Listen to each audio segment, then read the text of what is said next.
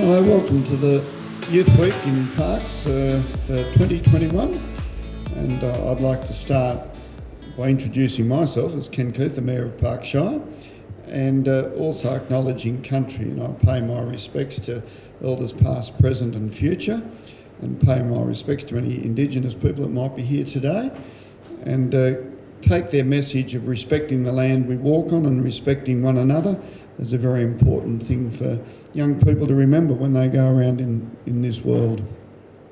But it's my pleasure on behalf of the Parkes Shire Council just to welcome everyone here today. It's lovely to see a few people here, and I believe a few more are booked in, so hopefully that the numbers will swell as the afternoon goes on. But thanks for coming and being part of it, because you never know what you're going to learn any day of your life, and being involved in things, and the earlier you learn some of those life lessons, the better off you are. I thought, like most people that are young, think they're bulletproof and know everything, and they can tell their parents all they need to know. But as you grow older, you realise that perhaps your parents did know a lot more than you thought they did at that stage of your life. But you never know what opportunities will come forward and it's attending these sorts of things. You might just pick up a few skills that will enable you to get a job or enable you to reach out to other new friends, and it's amazing what happens just by turning up and attending various functions. Way back at the beginning of my local government career, I was a young person. I joined council when I was only 28 years old, and people thought, what's a young person like that doing on council? But I thought I had a bit to contribute at the time, and a young voice on council, and it's great to have youth coming out. And I got involved simply because I was involved in a bit of a committee around town, and somebody said, why don't you stand for council? And that's how it all evolved, and 37 years later I'm still here, still enjoying council and doing things, but it all started when I was a fairly young person in relative terms. So you never know what might come of turning up to a day like this. You might get inspired to do something within your community, and volunteering in our community is just so important, and it's great to see youth taking an active role.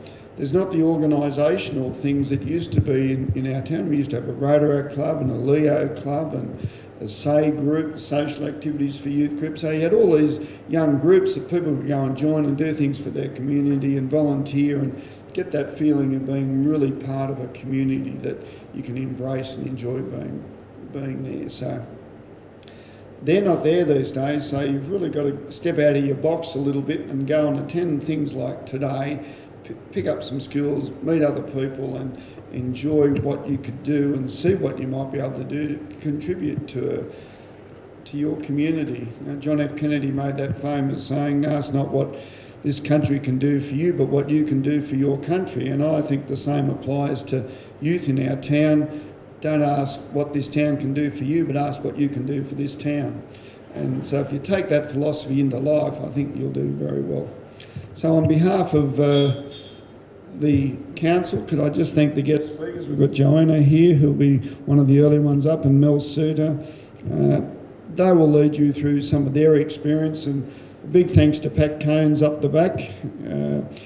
She'll also be having a bit of a chat to you, and just a wonderful little success story that's happening by young people that have taken a chance to go out on their own and do something a little bit different. So welcome today, and please enjoy the afternoon, and I trust you get something out of it.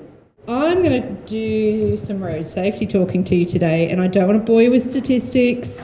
I want you to have something interactive and fun to do. So we've got two activities around why driving is important, I guess, and the higher level skills that you need, and why being impaired when you're driving is a bad thing. So two interactive activities for us to do. But first I wanted to just start by talking to you about the skills that you need for driving. And this is why I've got the Lego, because I thought it would be the easiest way to explain it to you. So when you're getting your licence, the first level of skill that you learn is car control skills. So this is your ability to steer and change gears and put the lights on high beam and then put them back down and turn your windscreen wipers on. Right, the next level of skill that you will learn, and they do interact, which is why they stick together like Lego. So the next level of skill is called traffic skills. So this is your ability to understand the road rules, put them into place when you're out in traffic, sharing the road, parking, changing lanes, all that sort of interacting and driving around the road. The high level skill, which is the third one, and comes last, and it's probably the most important of the three, is your low risk driving tactics and skills. So this is your ability to scan and look for hazards. It's your ability to be able to have a plan in place in your head about what you might do if there's a kangaroo on the road, and then being able to put that plan in place. It's about having a 3-second gap to the car in front of you. It's about being a good driver and driving to conditions, and people say that a lot. And what does that actually mean? Yes, it's about your speed. It's, looking at what the weather's doing, looking at what the traffic's doing, and picking, and what the road environment's like, and then picking what the best speed is to drive at. So just because it's 100 k's an hour doesn't always mean that that's the safest speed which to travel. So that's how those 3 levels fit together. Now, when we do these 2 activities in a minute, one's around distractions and the other one is around drugs and alcohol, what you'll find is you lose these top 2 levels of your driving skills and you fall back to base car control skills, and your ability to drive comes back to pretty much just keeping your car on the road in a straight line, so steering, and you lose this ability to judge safe gaps in traffic and whatnot. So let's get into the fun stuff. That's the little bit of putting it into context for you about what we're going to do. So the first activity is called Are We There Yet?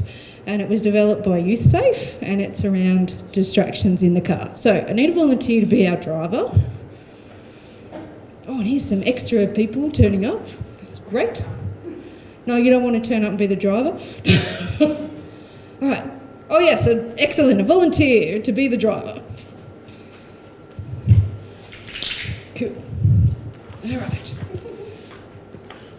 Okay, where do you want me? Yeah, that's fine. Yeah. So I'm going to introduce a whole lot of activities for you to do that are going to correlate back to those 3 basic car control skills. So this first one, I want you to just keep it in a nice tempo like that. So this is simulating that car controls, anything you have to do with your hands skill. Okay, now I need a passenger to get in the car with our driver. Who wants to be a passenger? I love that you're volunteering, your friend, because you can be a passenger in a minute too. I'll try my best, righto. All right. Okay, so you get to talk to our passenger. Oh, yeah. Yay! So I've got some predetermined questions that I wrote down.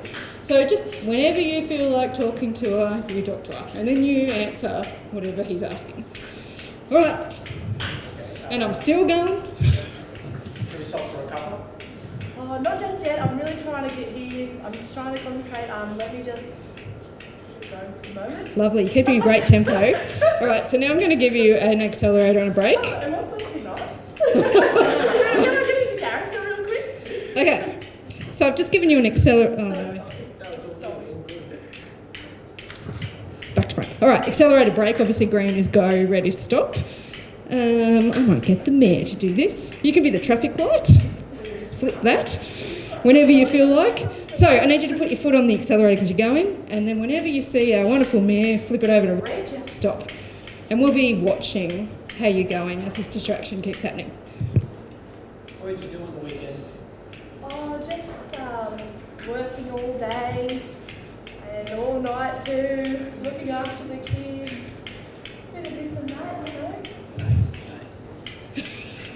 Does my percussion keep going when it stops?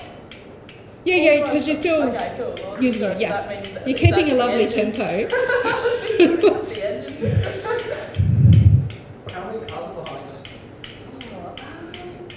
It looks like it's peak hour, guys. I think there's about 5 or 6 behind us.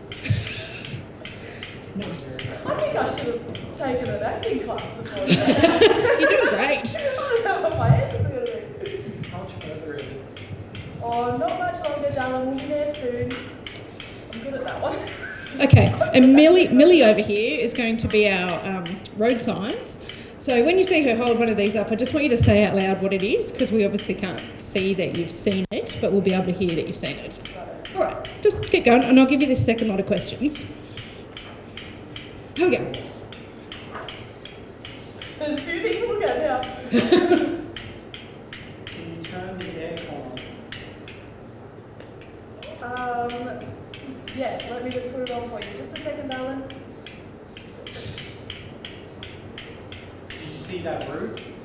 Yes, I did. Oh my gosh, what colour was it?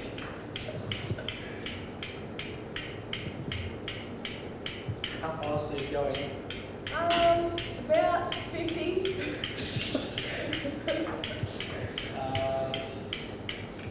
I wish it was Friday. Yeah, me too. We'll get there soon. Only 3 more sleeps. Monday. I feel sick. Oh, you feel sick? It's alright. We're nearly home, darling. You'll be right. I need a toilet stop. You need a toilet. You're doing such a good job holding on, darling. We'll be home soon. Okay, I'll wrap it up. Let's get some feedback from the group.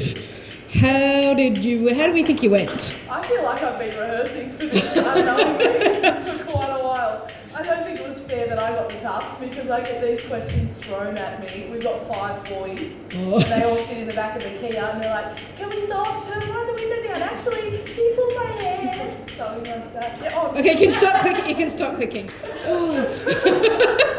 Everyone's like, I don't think we need to help. Awesome. How do you think you went in terms of performance? Not great. I know that there was 1 second there where the animals showed up, but the green sign was still on. But I was like, stopped, but the green was still on, and then I would take off again, and then roadwork showed up, and I was stopping, but the green was still going. So I was like, whoa, what am I doing here? And then I need to go to the toilet. Yeah. It's very overwhelming in a situation like that. Yeah, and look, obviously it's just a scenario that we're doing in here, but when you get out in the car, that's what's actually happening. Yeah. But it probably doesn't feel as crazy as that just did. Yeah, Yeah, it's really that's what's hard to try and tune out the talking, and a lot of the time it will get louder, and the more you tune out, the louder it will get. So you've got to sort of just give those really vague answers and cut it off, but focus on what's important. And what do you think would have happened if I'd thrown a mobile phone and call in the middle of all that? Yeah, decline. A They've got a steady steering decline. wheel decline button. Yep. Yeah. Oh, no worries. But you did good. Great. Thank you. And you guys can both. Thank you to all our helpers. I wish I could have practiced for you. No, it's better that you come to it raw. Can we have a cup of tea? No. No, you can't have a cup of tea. Yeah. Any comments from the group about how you found that? Yeah. So, like I said, we went back to basic car control skills during that because it got a bit hectic. There was lots of distraction going on in the car and lots of stuff I was asking him to do. So we went back to basically just trying to keep the tempo going. So I mentioned mobile phones. So if I chucked in a mobile phone call in the middle of all that, I'm pretty sure that the performance would have deteriorated. So I just want you to have a look at this video, which talks about your awareness. This is an awareness test. How many passes does the team in white make? Go!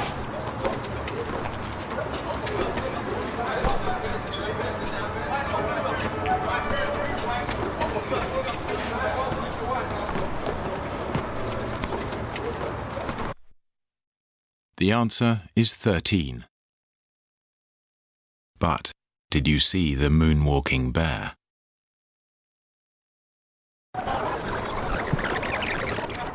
Go!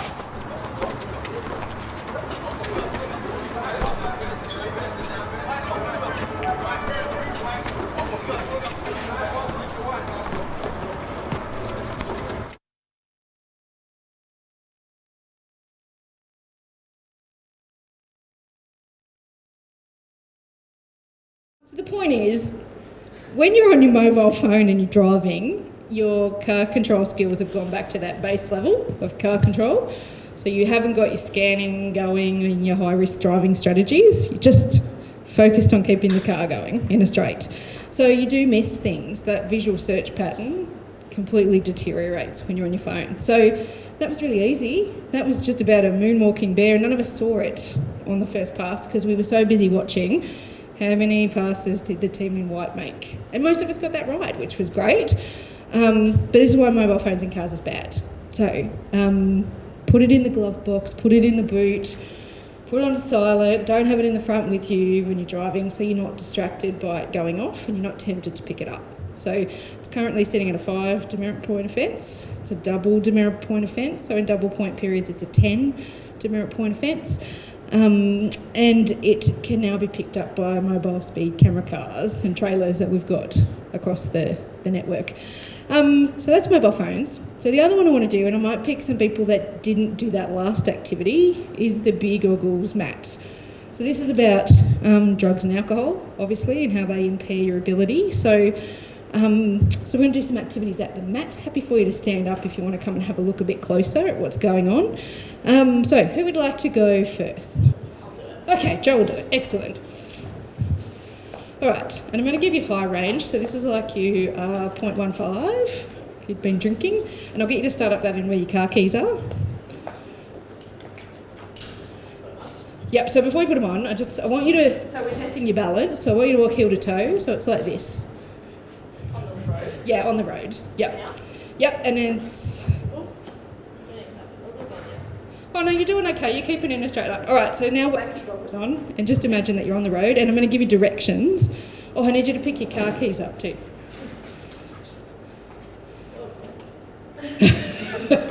We're off to a flying start. All right, off you go.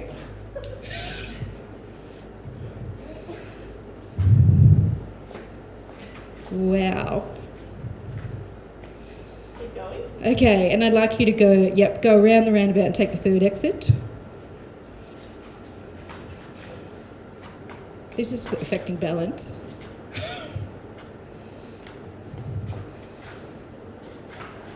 Okay, and you're at a speed hump, so I'd like you to jump over the speed hump as best you can.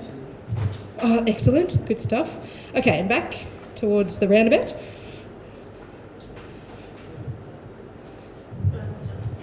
Yep. Jump. Yep, good work. Okay, I want you to come up this one towards me. Wowzers. Okay, stop when you get to the eye check. Okay, can you read for me the bottom line?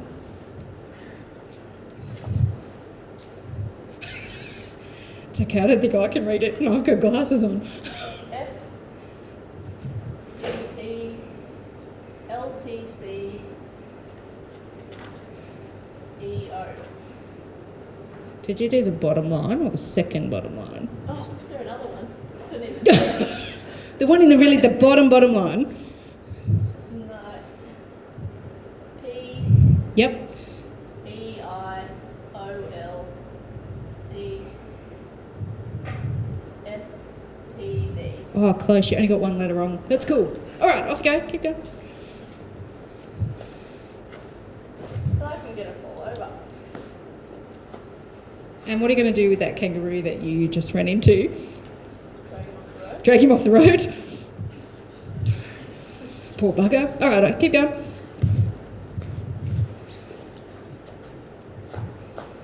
Oh, good work. Stopping at a stop sign. Yes. All right, keep going.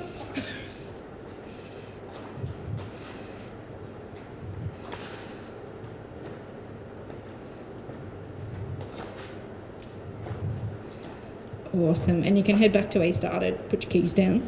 Now. Oh, take them off. Oh, no, keep them on till you get back to your car. Yep. All right, you can put your keys back, take your goggles off. How do you think you went? Probably not very good. Probably not very good. Yeah, your balance was not so great. You did run into the kangaroo in the middle of the road. You went round the roundabout the wrong way. Oh, true. Yep. But yeah, so that's high range. So that's the worst you can be in terms of alcohol. All right. Another volunteer. Excellent. Good volunteering. Okay, and you get to try drug impairment. Yeah. I don't know what it is. It's just some sort of drug impairment. I think they're worse than the alcohol goggles you just had on. So we'll do the same thing. So you can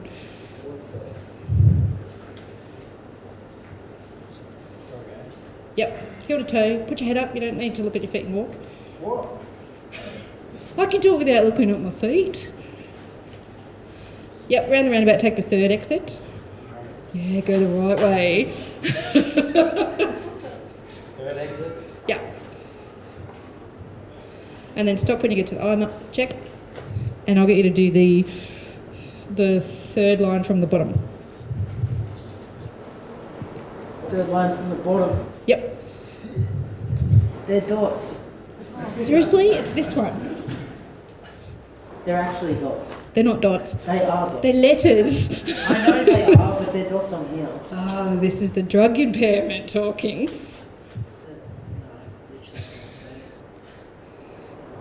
There's an E.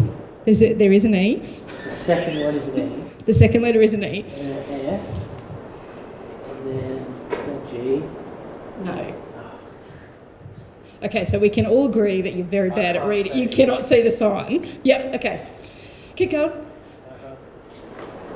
Oh my god. Like, do I stop for the road? Well, the roof's not on the road now, but what would you do if you saw it on the side of the road? Slow down. Slow down.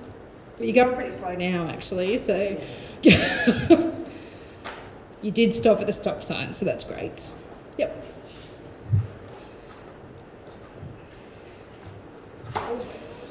This is balance that's being affected right now. And you should be able to do it without looking at your feet. Well, I can't see the right. All right, and around a roundabout and head down towards the speed hump. Oh, the wrong way. Oh, there's big arrows. All right, you have to jump it. Nice. All right, you can dump your keys back in that blue circle. Good job. How do you think you went? Trash. Yeah, you really were trash. Balance not so great. Went the wrong way around the roundabout. Hurts your head. Yeah. Does anybody else want to have a go at the goggles? While I'm here. No? Okay. So they're just an optical illusion. They trick your brain into thinking that you're under the influence of drugs and alcohol. Obviously neither of you are. So, but you could see what it was doing. And that's a basic test. Reaction time, balance, picking things up, reading. Back at this, it's basic car controls. It's that bottom layer of skills. And neither of you could do either of them well. You went round the roundabout the wrong way, which is bad if that had happened in real life. So that's the effect drugs and alcohol have, and this is why it's in the road rules under a criminal offence rather than a traffic offence. So you now get suspended for a low range drink driving offence. You'll lose your licence for 3 months. So if you're going to drink, separate it completely from driving. So don't have a plan to try and drive home, particularly if you're on your P plates where your limit is 0. So I should have asked that. You guys driving? L's? P's? Yep. So 0. Yep. Cool. That's all I had. But yeah, hopefully that was informative, helpful, a bit more interactive than just stats. So. No worries. Thanks again, Mel. And if anyone wants to have a crack at that after we're finished, we can probably let you have a crack at that yourselves. So our next speaker is Jo Treasure. She's 24 years old from Cowra, a farmer, and she's here to talk about seizing opportunities as well as getting involved with your local community. So if everyone can put their hands together for Jo. How old are we all here, our younger ones? Are you guys in like year 11 and 12? Yeah. Yep. Nice. Okay. So hopefully this is all really relevant to you guys. Have you guys ever heard the phrase, your ATAR isn't everything? Yeah. I heard that a lot when I was in year 12. I can tell you right now that I did not believe it for a second. Everybody said that and then followed it up with, but what are you going to do at uni? And so there was a lot of pressure, external pressure and a bit of internal pressure, which is really unhealthy. So when I was in year 12, I had it all figured out. I was going to get the highest ATAR that I could. I was going to go to uni and study the most prestigious degree that I could. at the time it didn't really matter what it was. I had one in mind, but I just wanted one that looked good on paper. The truth is though that I chose that path because I felt like it was what I should do. It wasn't really what I wanted to do. So if you had told me back then that I would be a farmer and a shearer, that I never went to uni, that I still live in Cowra and had never lived anywhere else, that I would have shacked up with a guy that I met in high school, I probably would have scoffed and said, well, things didn't really work out for her. But the fact is that while I was studying my life away in year 11 and 12, I never once for a second thought about the fact that I was actually miserable. I never once listened to my body telling me that I needed a break. I never thought about the fact that I actually didn't like sitting at a desk all day and studying. I liked being outside, I liked working with animals, I liked a physical challenge. Nobody ever let me think that the life I have now was an option for me back then, because I was better than that, whatever that even means. Even now, people say that being a farmer or a shearer is beneath me, but I don't think you guys get told enough that nothing is beneath you if you're doing what you love, and nothing is beneath you if you're doing it well. So I've kind of made it my mission to prove that you can be successful without going to uni, and that's kind of what I'm here to share with you today. I'm not saying that going to uni is bad. If that's what you want, then that's awesome. But there are other ways that you can go about things that are perfectly fine, and you can be really happy if you do that as well. So all you have to do is seize the right opportunities and get involved, which is my little tagline. So the first thing is that you've got to go out and try different things, and eventually the pieces will fall into place for you. You can't be expected to choose what you want to do with the rest of your life if you've never tried life outside of high school. So if you want to find happiness, you really have to go looking for it. So how should we make that happen? I tried to think of some practical tips that I wish people had told me back when I was in year 12.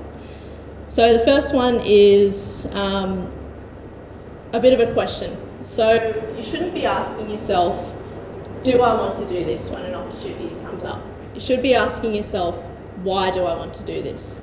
When you ask yourself that question, you're forced to be honest with yourself. And as you get older, more and more, that's something you really have to consciously decide to do. Because unfortunately, it's easier to follow the status quo because growth comes with discomfort, and that's a little bit harder to handle at first. So this question sort of appears later on, and I'm hoping that if you start thinking about it, the more you think about it, the more you ask yourself that question, and the better things will get for you. So the second one is to add a little bit of Mayo to your CV until you don't need the Mayo there anymore.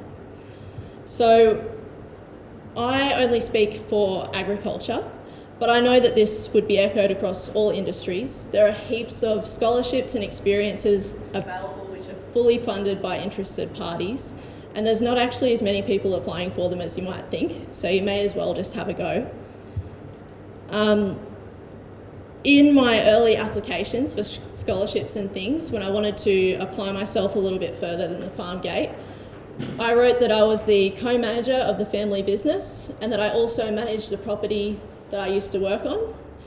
They were pretty impressive titles for a 22-year-old, probably because they weren't really my titles, but that doesn't really matter because I knew that if someone gave me a go, I could deliver. You should probably run this by your boss first though, because the people in the selection panels might call them. But usually they'll be on board if they know that you want to do something, apply yourself to something outside of work. Don't be afraid to sell yourself. It's okay to fake it till you make it, and I think any successful person will tell you that. So I knew that I needed to add a little bit of Mayo to my CV back in 2018. So I joined my local squash committee, and at the AGM, the annual meeting, I put my hand up for the secretary position. The reason I'm bringing this up is that the secretary position is a really important role in a committee, They generally have the highest workload of most people in a committee structure, and people on selection panels know that. The secretary will write down all the notes or the minutes from a meeting. Yep, and then they will, if they're, let's say that the Carra Squash Club wanted to reach out to a local business to get some money for a prize they wanted to give out or something, the secretary would write that letter, the president of the committee would sign it, and then the secretary would make sure that the involved party would get it. So, number 2, join a committee, even if it's a local sports group or something low level like that, and put your hand up for the secretary position. After all of this, I could tell that I enjoyed the sort of being involved in committees and things like that. So I decided to ask one of the bar staff at the services club in town, which is the RSL, how to go about getting on the board at the services club. So the squash courts in Carra are at the services club, so I was up there a fair bit. The bar member told me that only 8 of 9 positions were being filled at the services club at that time. So I reached out to the CEO and said I'd like to go to a meeting and get involved. He said he'd asked the old boys what they thought about me joining the board. So you can probably imagine that I didn't hear anything back for a number of months. I heard through the grapevine that they didn't want a female on the board, so I kept pestering them with emails and things like that until they let me go to a meeting. And once I got to the meeting, I was in. Either they felt awkward about saying no to me when I was in the flesh, or they actually like me, it doesn't matter. But then I had director at the Carra Services Club on my CV. And I ended up being the first female director that they'd ever had at the club. So that looked good on the CV too. And that didn't require any qualifications. All it required was just being a little bit of a pestering, A board is kind of like another word for a committee. So in an organisation, a board makes big picture decisions. Like at the Carra Services Club, we recently did a big bistro renovation. So we sit back and say, will this benefit the club? Can we afford it? And things like that. Whereas the CEO manages the day-to-day business at the club. So number 3 is to be persistent.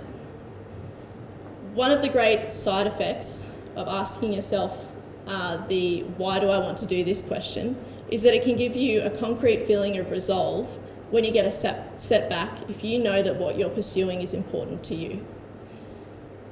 If you know that you want something, you can have it if you work hard enough. So a couple of years ago, I got to go to Nepal for foot and mouth disease training.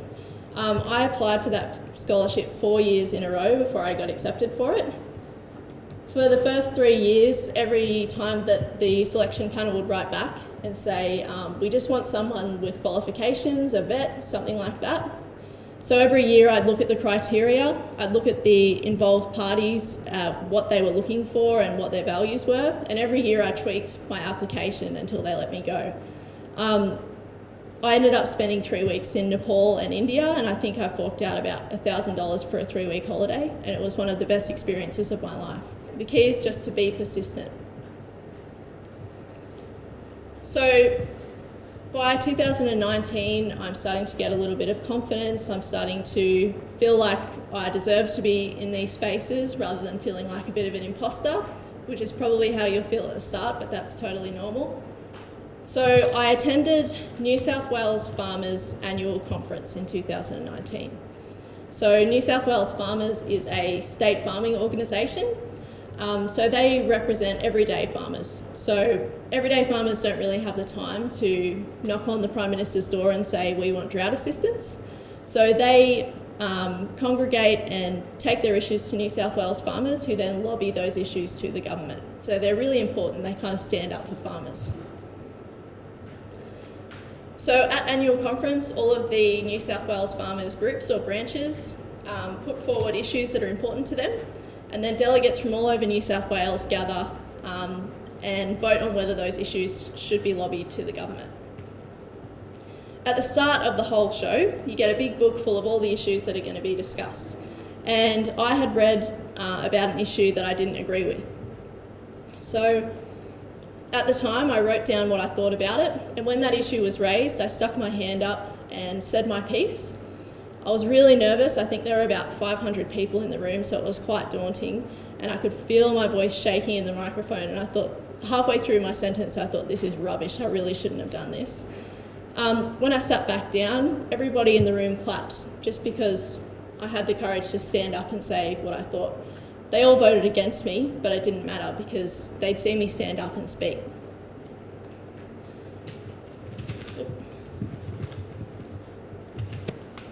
So later that day, I was approached by a kind of higher up in the New South Wales Farmers organisation.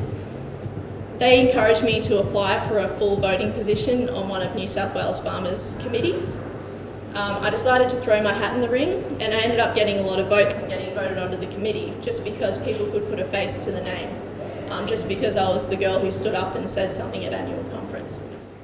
It's probably worth noting that most of the people at these conferences are quite a lot older. So,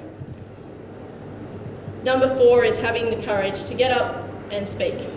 Even though it's easier said than done, it's the kind of thing that gets you noticed even if people disagree with you. If that's a little bit daunting, you can start with a mini version of that.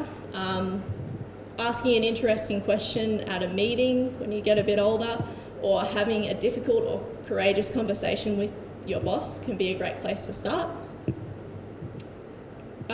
Since then, I've sat on committees for organisations at a national level, which I didn't get a lot out of, but it was still good to learn. And that was sort of just from bluffing my way into it and getting on the committees and getting to know people and building a network. I got selected for a couple of scholarships and then worked my way up to the selection panel, like being on the selection panel for those scholarships. I was really surprised to learn that there are only about 20 to 25 people applying for these scholarships at any time. And out of those people, maybe 3 or 4 of them had bothered to write more than one sentence, even if there were, 400 or 500 words to utilise. So the reason that I sort of raise that with you guys is that if you can be bothered to write more than a sentence and have a look at the selection criteria or what the values of those organisations are, you're almost a shoo-in. So you really just need to have a go. That's all it takes. Especially getting a referee or someone that you trust to read over the application and give you feedback is a great way to get started too. So because of that just having a go mantra, I was selected for a couple of leadership scholarships. This year, after applying unsuccessfully for 3 years in a row, I got selected for the Australian Rural Leadership Program, or the ARLP. So it's one of the more coveted leadership development programs in Australia. It costs $55,000 to do, and the Federal Department of Ag is just shouting me to do it. So the first stop is the Kimberley in June. I'm not just bringing that up to have a brag. I just want to demonstrate that you can get a lot of no's before you get a yes, but that usually makes the yes even more worthwhile. So before I wrap this up, I hope I'm not going over time. I have business cards here. I know you guys might not want to use them straight away, but if you decide that you want to go for one of these scholarships, please feel free to reach out to me to ask a question about how you should be wording things or what you should be saying or what you should be looking at. I'd love to help any of you guys with any of that. If any of you guys are interested in agriculture or learning to shear or being a rouseabout or anything like that, I'd love to help you out too. So I thought I'd just finish with one of my favourite TED Talks, which is by Cleo Wade. I sort of listen to it when I need a bit of motivation. It's called Want to Change the World, Start by Being Brave Enough to Care. In her speech, she says, the world will say to you, what are you going to do? Don't be afraid to say, I know I can't do everything, but I can do something. Walk into more rooms saying, I'm here to help. We cannot overcome what we ignore. When the world asks big questions that require big answers, we have 2 options.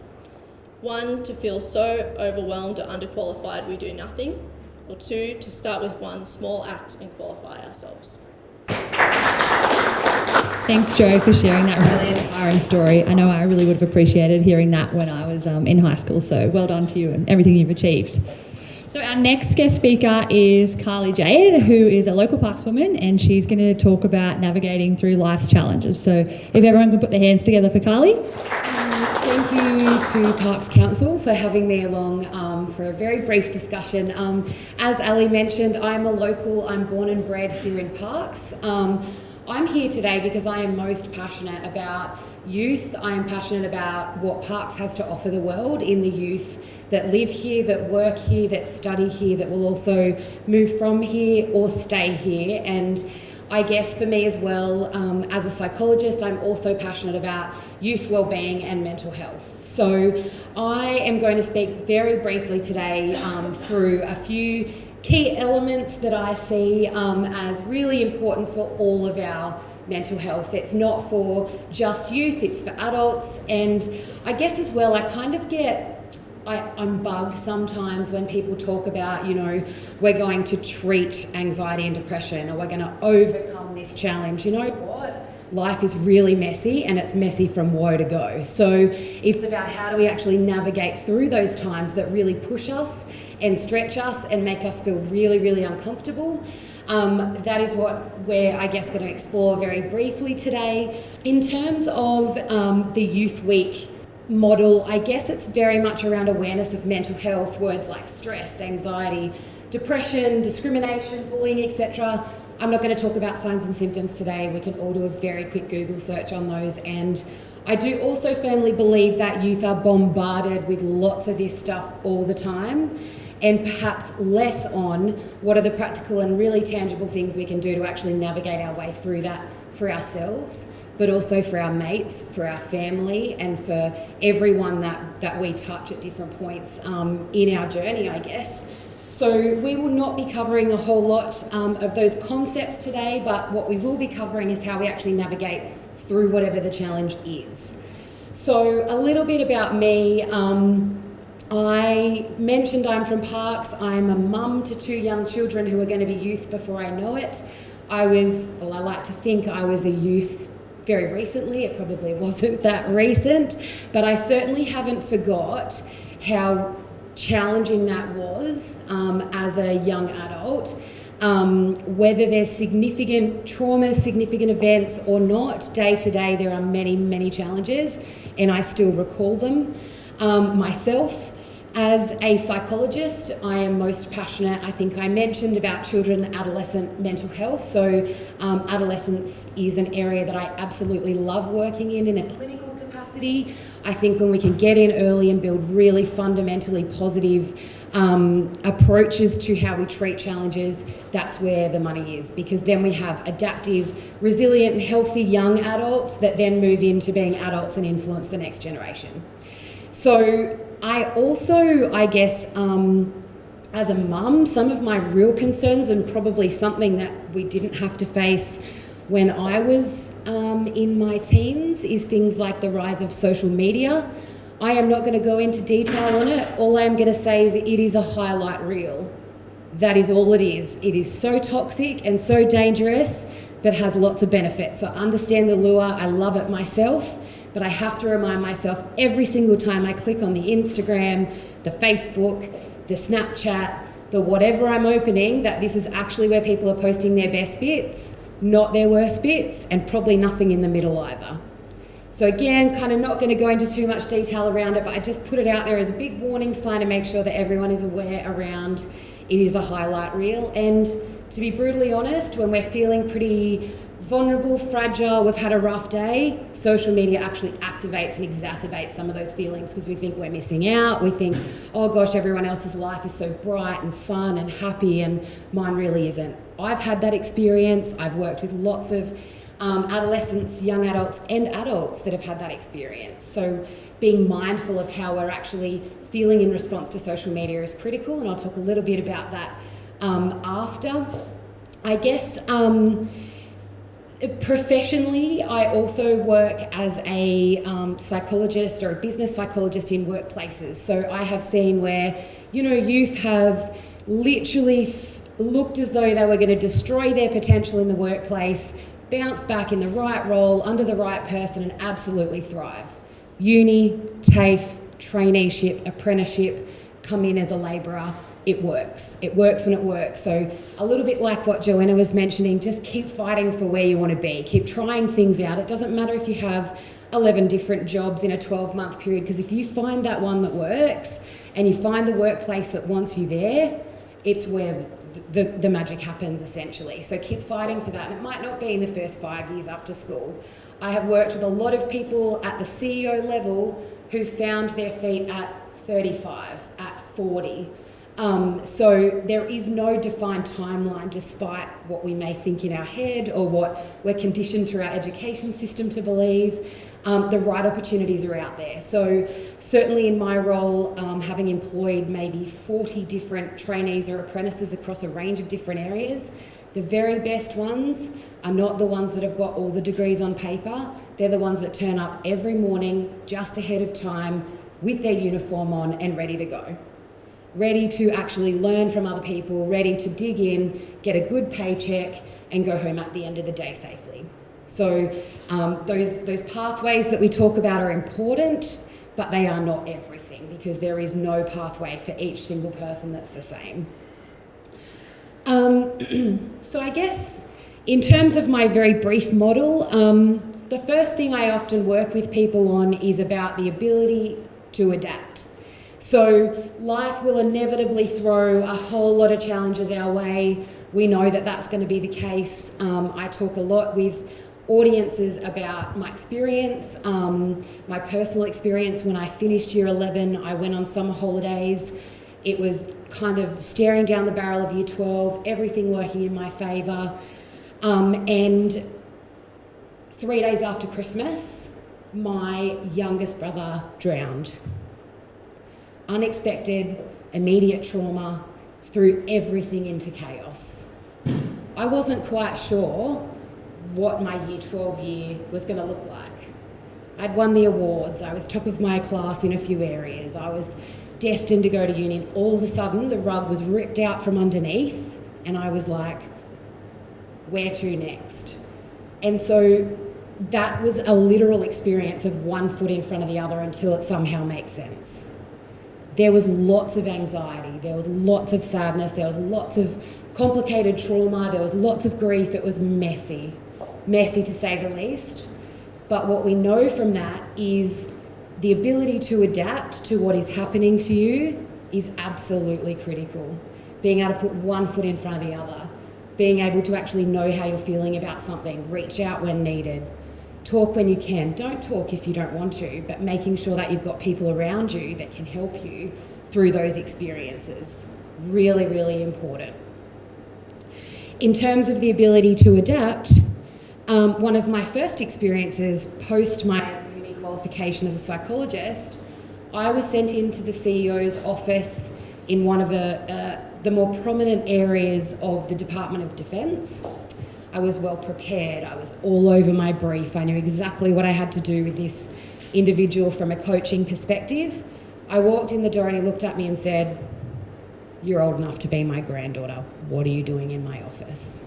And in that moment, I was like, yeah, I don't really know, and I probably am a fraud, and I don't know what I'm doing. And all of a sudden, all this anxiety kicked in. But in that moment, the ability to adapt and say, I'll give you 10 minutes. If you still don't want me here in 10 minutes' time, I will leave you with your day. I don't know where that came from. It just kind of happened. But that ability to kind of adapt when things are messy, really important.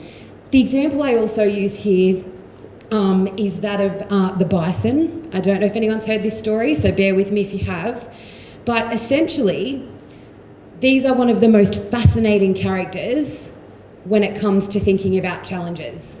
So, their counterpart is the cow.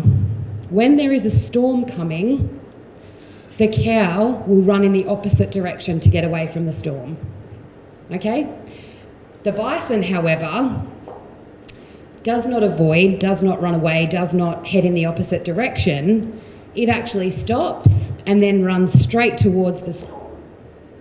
And you know what? By running straight towards the storm, they run straight through it in about a quarter of the time of avoiding it, and stronger on the other side because they've gotten through it. So I often use that analogy, and I have to remind myself of that as well, because we get to points in time, and I'm sure everyone here has, I know I have, when something is hard, overwhelming, big, difficult, I just kind of go, oh, I'm going to sit on my phone for about 3 hours and pretend that's not happening, or I'm just going to eat all that food I can find, or, you know, people turn to drugs and alcohol and all these ways of avoiding things, and we're human beings, that happens. So I often use this experience of, okay, I just have to kind of head into the storm, straight through it, one step at a time, and sometimes it feels like the tiniest steps forward, and other times we sprint through it.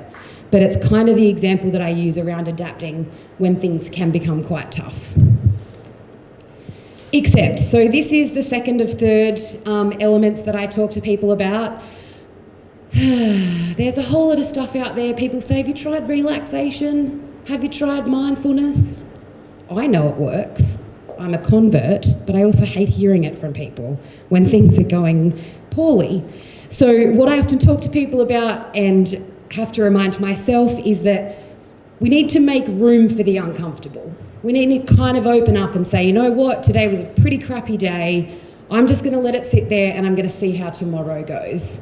So we're not overwhelmed by it, but we're also kind of letting it be there, letting it kind of sit, and then I guess it doesn't become bigger because we're just kind of looking at it, we're just going, yep, that felt really crappy. I'm just going to let that sit until I'm ready to run through the storm, ready to process it, ready to talk about it, or ready to move forward. We also talk a lot, and I noticed in some of the Youth Week material as well, around small steps. So we often search for a big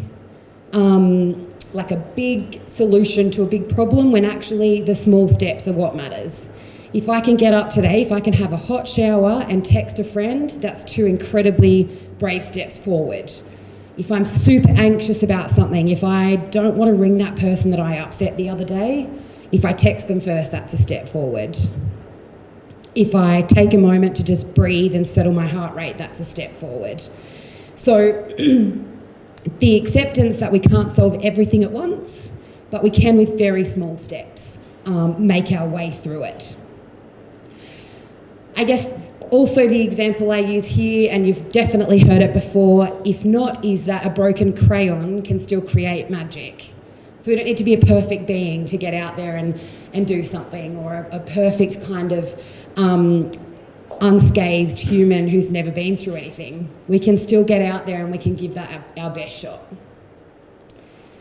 And the final piece that I talk about is connection.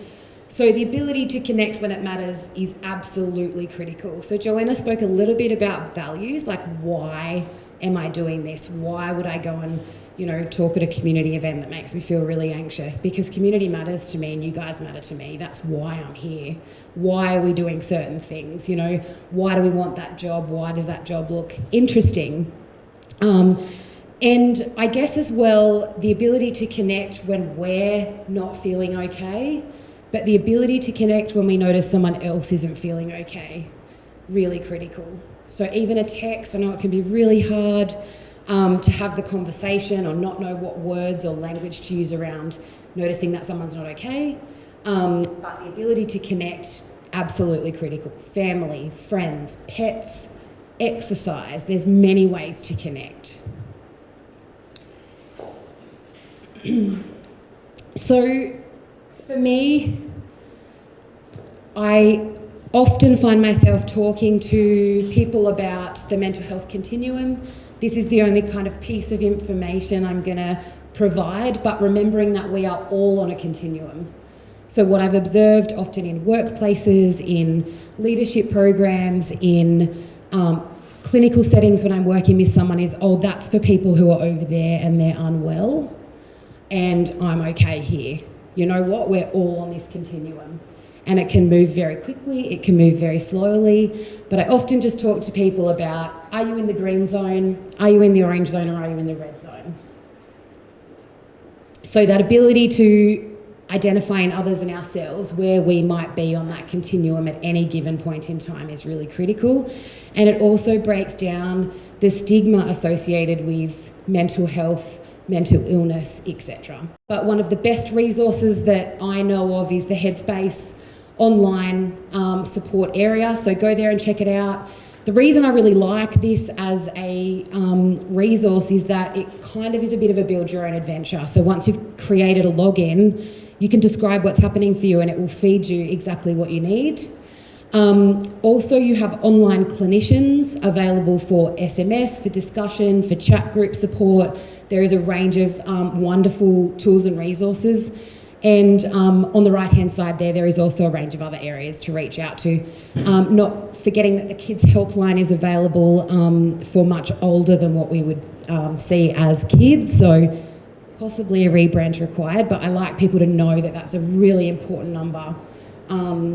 You are talking with qualified people on the other end of all of these lines, and that's what's most important. And it's not just crisis. That's what I say to people out here. Access to health professionals, having been one myself, is horrendous face-to-face in Parkes. We know that. We're all working to kind of sort through that, but with telehealth online and also the availability of services, there is people out there to help. If you're worried about someone, pick up and talk about what's happening for them. That's going to be helpful in the long run. So I guess my parting thoughts are really quite simple. The first one is eat the cake, because life is going to throw lots of challenges and we're able to treat ourselves. In this context, I would say eat the packed cones, because they are literally the best in New South Wales.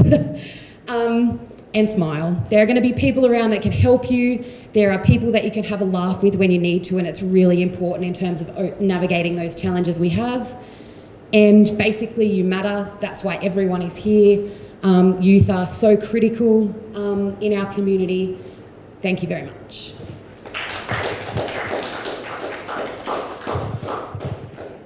Thanks, Carly, for not only sharing your story, but also for sharing those practical steps that we can all apply in our daily lives to navigate life's challenges. I'll introduce Jacob Cass, who is the Country University Centre manager. So Jacob's going to talk through some practical tips on applying for jobs, as well as interviewing and building your resume. So I'll hand it over to Jacob. Thank you very much, and welcome everybody to the Youth Week workshops.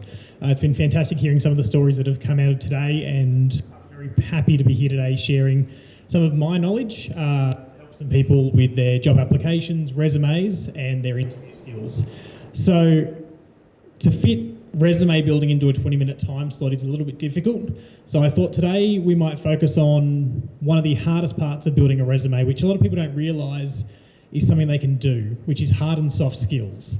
So building a resume template, you can go online, you can find those. You can search in Microsoft Word and you'll find 100 different templates that are just as good as anything I can show you today. What you will not find is an explanation, though, of what to put on that template. So everyone knows that you list your work experience. You say that from this date to this date I worked here, from here to here, but what about your actual skills? Is it only what you have been taught? Can you only put down that you went to university and you have a business degree? Can you only put down that you went to TAFE and you have a Cert 4 in computing? Or does it matter that you can hold a conversation, that you can walk into a room and present? Does it matter that you like other people? All those things matter, and it matters to resumes in particular when looking for work. So why do we include skills in our resume? So aside from outlining the obvious, which is that I hold the qualification for the role I'm applying for, it tells the employer that you're the kind of person they want working at their company. So most employers will have a mission statement. It'll be that their business or their organisation wants to achieve something in particular when working in the community or in their field.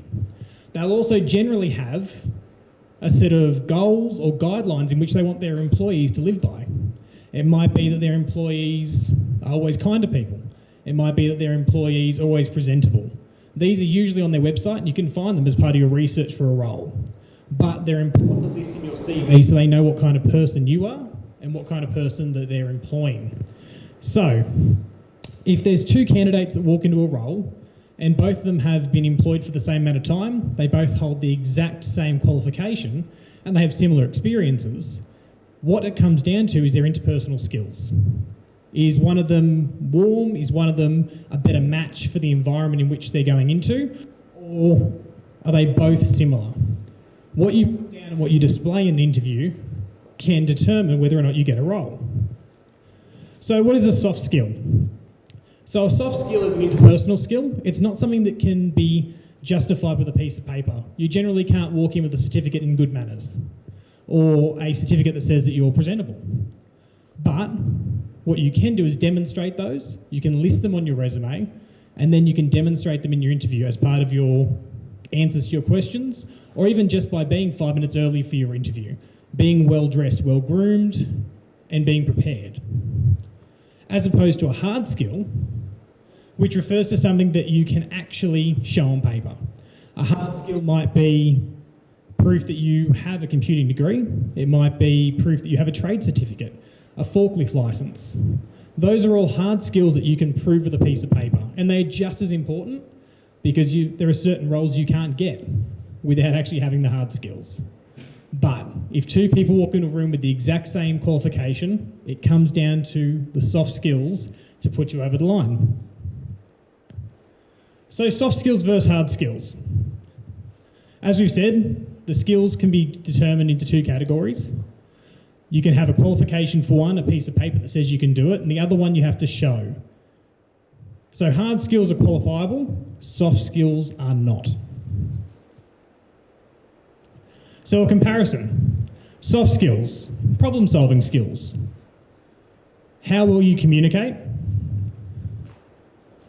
These demonstrate how well you suit a particular role. So just thinking about some soft skills, have you guys ever played a sport, a team sport? Netball, soccer, football, yep, okay, team player. You can put that on a resume. And at your age, applying for your first lot of jobs coming out of school, or even when you come out of university, soft skills are what you really need to hone in on. They're what you need to drive home because you're coming out with the same qualifications as everybody else in your year. Yes, the subjects might be different, you may have achieved different things at school, but at the end of the day, you're coming out with a high school certificate, a school certificate, a TAFE Cert 4. But your interpersonal skills can really sell you over the line. And even if you're applying for your first lot of full-time work, whether it be at McDonald's, whether it be in reception, whether it be in business, you can still apply those skills to get you over the line into an entry-level position. Hard skills, what qualification or degree or certificate do you hold? Has anybody here done a TAFE certificate through school?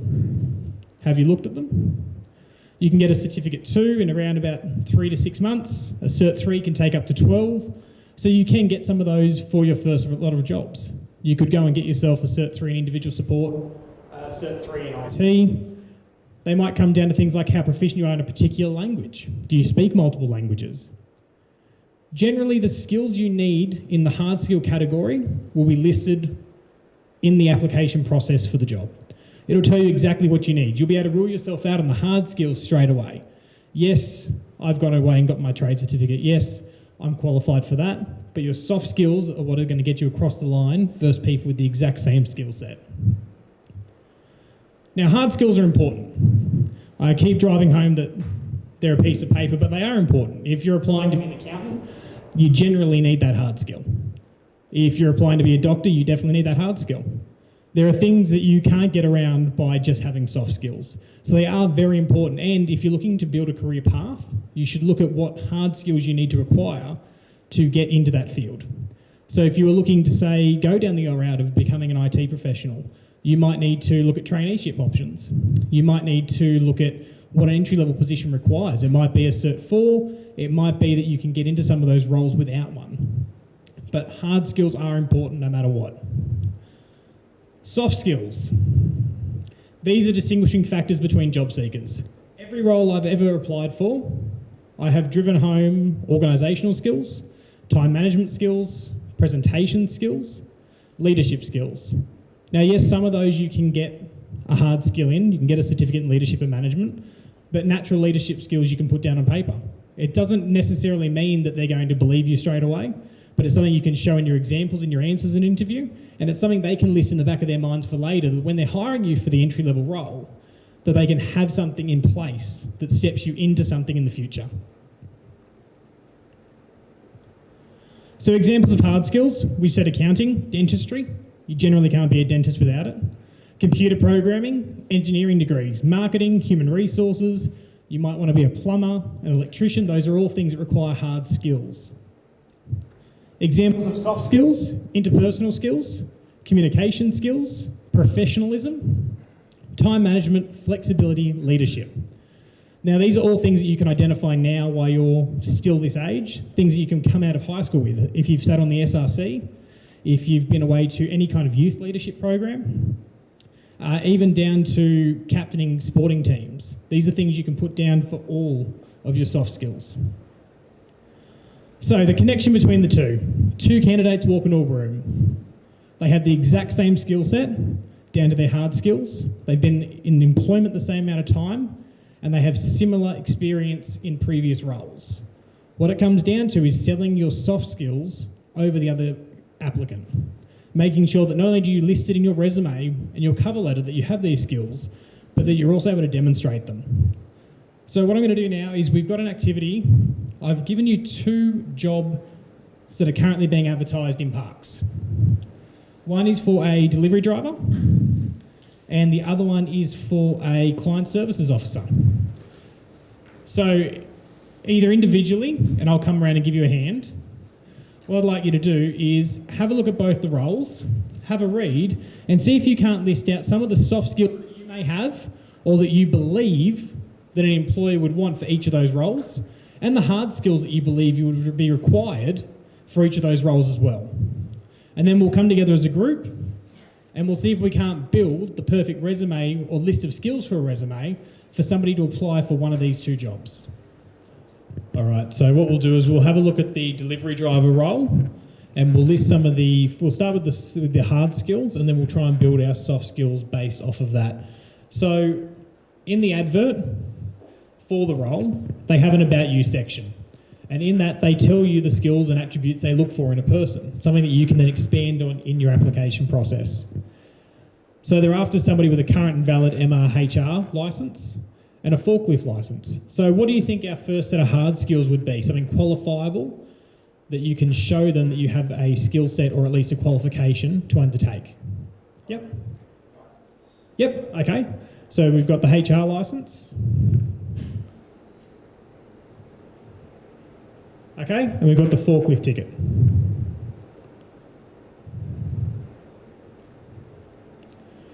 Now straight away, that tells you 2 things. They're after somebody who can be on the road and somebody who can operate in a factory or a warehouse setting or a depot setting. So what are some soft skills that you can automatically draw from these 2 hard skills? Things that you believe it's important for them to know that you possess. So, for instance, for both of these, you need to be safety conscious. So whether that be on the roads or around other people, you're working in a hazardous environment. So you're safe. You're mindful of others.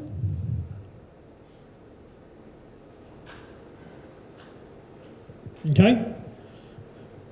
Now, they may be the only hard skills that you can qualify for this sort of role. They're the only ones that they're after. They're not after anything else. However, the other hard skill you could possess would be a qualification in warehousing. Whether it be a Cert 4 in warehousing, or even something in WH&S, being work health and safety. So they are hard skills that you could apply to this sort of role.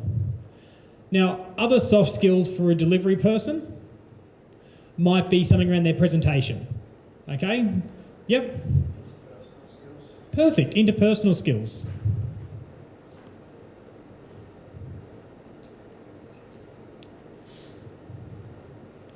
Now, you might think that it's not the delivery person making the sales, but at the end of the day, they're the face of the business. They're the person who, aside from the person who sold the client the items, the delivery driver is their only other point of contact.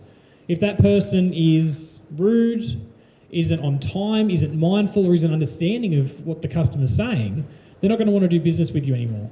So that is a skill that it's important to have. And if you walk in and you can demonstrate an interpersonal skill in this sort of role, it is going to benefit you. Now, obviously, with deliveries, they want someone who's organised, someone who can communicate. So you'd also want to be organised. You want to be able to communicate. And that doesn't just include for the client, but also back to your own office. If you're running late, if you've lost a delivery, if you have lost paperwork, you need to be able to communicate that back. And the last one I think we can list under soft skills. Does anybody have it? Or another one?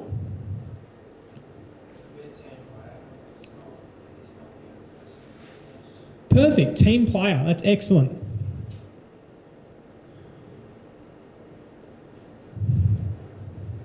And that goes hand in hand with your safety. You know you're working in a depot, there's going to be other people around, you need to be able to be a team player. So that is a demonstration of how you can draw out soft skills that apply to a role. They are just as important as any of these. And if you go into a work interview and you have these and somebody else has them as well, they can be the things that get you over the line. You turn up on time, you look organised, you're well presented, you can communicate in the interview that you are the best applicant.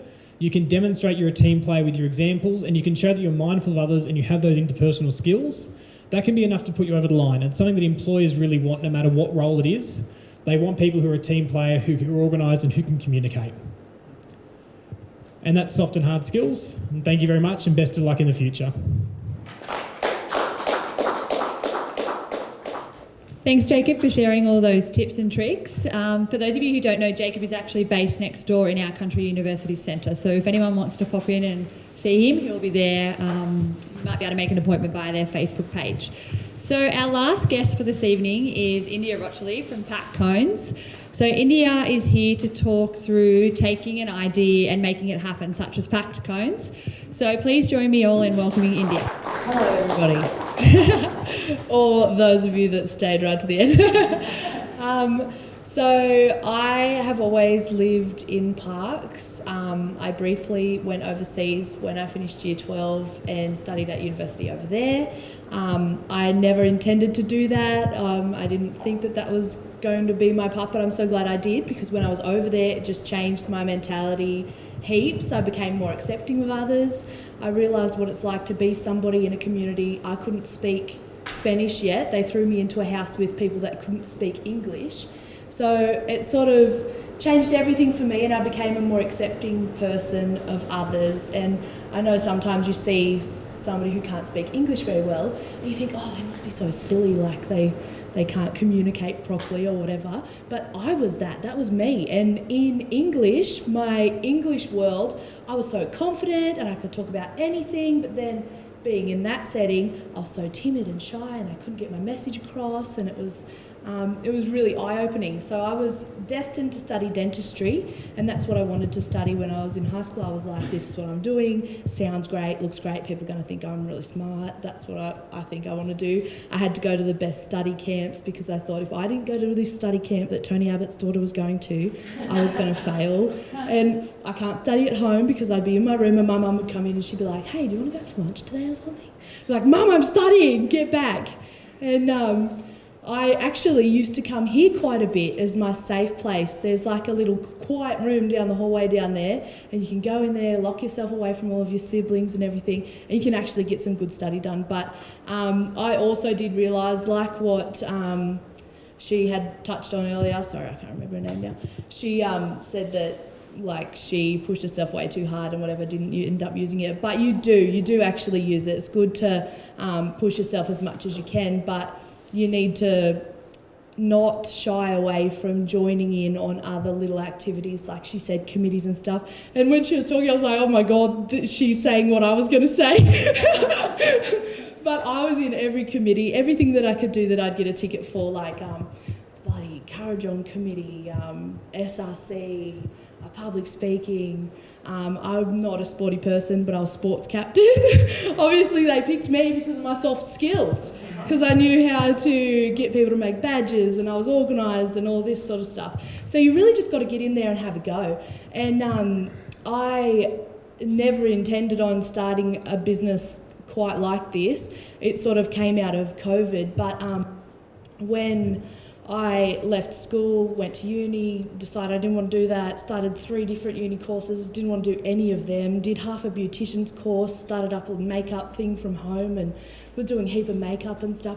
I just never really knew where I sat, and you guys probably feel the same. Like, I didn't know what I wanted to be. I was like, oh, I just want to do something that other people will think's good. That's not important, and I think you'll realise that when you get a little bit older. When you're young, what other people think matters so much. But yeah, like what I was going to say was I started working at the RMS and I got thrown into IT support, and I'm not an IT support gal, but I'm good at talking, and I could wing my way through most situations, and while I'd be talking to somebody, I'd be looking up the answers, and then I could sound like I knew what I was talking about. And majority of the time, the people I was talking to on the other end that needed help, they just wanted to feel safe, like they knew that they were going to be helped and someone actually cared on the end of the phone, like when you call Telstra and they don't really care. That was me, and I was like, well, I know when I call Telstra and they sound like they don't care, it makes me sad. And like touching on what you were talking about earlier with the resume, when you're trying to apply for a job, you think, what did I like when I went there? And I thought, man, I wish they would just come up to me and like, I've been coming to this cafe for 10 years, surely they know my name. I wish they'd sort of talk to me like they knew me, you know what I mean? And since we've had the business, I'll talk about that later, but I've noticed a lot of things that I've wanted from kids have come from those soft skills and such. But yeah, after I'd done my IT support work, I had a baby and lost that position completely, and I'd never thought that I was going to have a baby quite so young, but I'm so glad that I did, because it again made me realise that what other people think doesn't matter at all. You've got to do what makes yourself happy. And if you're genuinely happy working with whatever you're doing, if it interests you, you're going to thrive at it. So don't focus so much on what other people think, but yeah, just go for it. And when I was at home with my baby, my mum had realised that we operate this together, obviously, my mum and my sister. She realised that there was a gap for food in the market, and she'd been working on the main street in the pharmacy for about 15 years. And I had this baby and I was staying at home, and I was like, oh, I wish you could come to an appointment with me, and she couldn't get time off work, and she's like, this isn't what I want to be doing when I get older.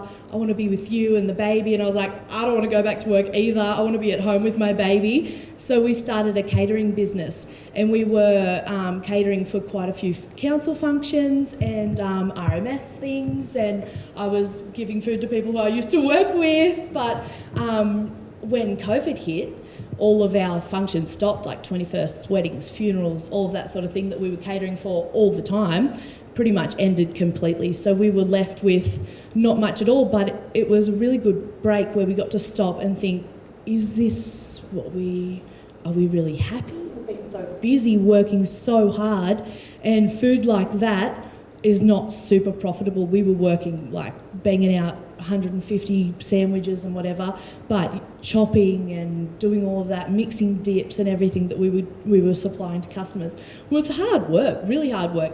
And when COVID hit and we got a break, we were walking down the street and we saw the I don't know if you know where Packed Cones is, but we saw the shop. Sorry, I'm talking so fast, so I'm getting parched.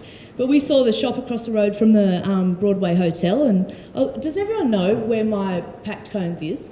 Yeah. So zooming away, that's better. So we walked past and we saw that shop, and Mum said, you know what, I would love to put something in there. I don't know what yet, but I would love to put something in there. And I was like, righto, here we go. She's got a new business idea every second day. And we were at home, and she said, when I was at the chemist, I noticed a lot of people asking, like, where can I get an ice cream? And there was nowhere in town that you could really get an ice cream. They had, like, a few places had some tubs in a freezer in the corner that had too much ice or whatever. But she said travellers, especially at like Elvis time and all of that, there's nowhere to go. And can you believe the one time we start up an ice cream shop, there's no Elvis? Like, we were like, this is it, this is the year, these Elvis people are going to get their ice cream, and there's no Elvis festival. But yeah, so in COVID, we sat down and we were like, what do we actually need? We thought, yeah, easy, 2 freezers, a bunch of gelato. We've got a stockist, this really awesome Italian family hand make all of our gelato in Sydney, and we have heaps of communication with them. We come up with flavours, we get ingredients sent to them, and we work closely with them to like get all of our flavours and stuff organised. I'm not a massive food person myself, but if I was going into a gelato shop, I'd know what I'd want to see, and Mum is amazing with food, so I guess that's why I'm not so good, because she has just done that for me forever. But I'm more good with the IT side of things, so I'm organised and I can take care of all of the paperwork. So together we work as a really good team. And my sister, she's just a flat out comedian, so the 3 of us combined make nearly a whole person.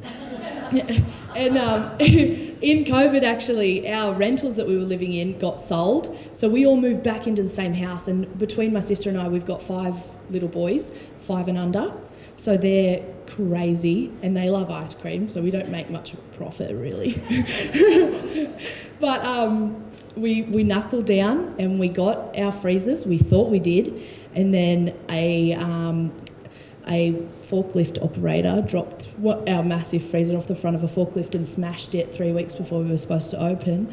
And we had to try and find another one, but it was custom Italian glass from Italy. And in the middle of COVID, nothing's shipping in or out. All of these places in Italy got massively affected, so we had to try and find something else. And then 4 attempts it took to get our freezers into the shop, and the day it arrived, they tried to wheel it in the front door and it won't fit, and the door is like the glass in the doors bolted into the frame, so we had to forklift our freezer through the window. We finally got it in there, and I was like, you know what, is it too late to quit? Like, when it wouldn't fit through the door, I thought, is it too late now to just back out? Because there's been so many obstacles that I've been hit with. We were this close to just saying, look, you know what, we're not actually going to do it anymore. We were just joking. But after we got past that, we got stuck into it, and the support that we've got from the community has been amazing. And we've got 17 juniors that work for us now. And employing those juniors, I've come to realise that, those soft skills are what we employ people on, and it's not so much how good it looks on paper, although it is good to have a few different things listed on there, like being in a committee or putting your hand up or like showing up or whatever. But the thing that I've found most important when hiring someone is that they don't, they sort of volunteer a little bit, if you know what I mean. Like, they're not afraid to keep showing up and helping. I've just put a new kid on. We didn't need any more employees, but this new kid, he kept coming back and he was like, look, I really want to get a go. I really want to start with you guys. Do you need a hand packing up tonight? And I'd be like, actually, I'm really stuck because this kid's just left. He had to go home. Can you help me pack up? So he ended up packing up for me a few times, and then he just sort of kept being there when I needed someone. And I was like, look, mate, you've been amazing. I didn't think he was going to be much of a start, doesn't come from a fantastic family or whatever, but he has been 100% my best worker because he just kept showing up, kept giving it a go, bring his resume in twice. He said, look, I've gone and done something extra. This is what I can do now as well. Does this help me out? And I was like, yeah, mate, you know what? It sure does. So he works with us now, and we're still learning. And starting with a few of the kids in the beginning, what we thought was going to be the most important has ended up not being as important as what we originally expected. But I have been writing dot points in my phone about what I'm going to say next. So if you think, oh, she's just texting up the back, actually I'm winging it. I didn't have time to do this earlier with all my kids at home. I pretty much touched on everything, guys. I written down there that soft skills have been more important, and I hope you're all ready for another scoop of gelato, because I've got plenty. I've got enough there to cater for 200, so feel free to take a scoop home. Thanks so much for listening to me. Thanks, In, for that inspiring story and also very comical story.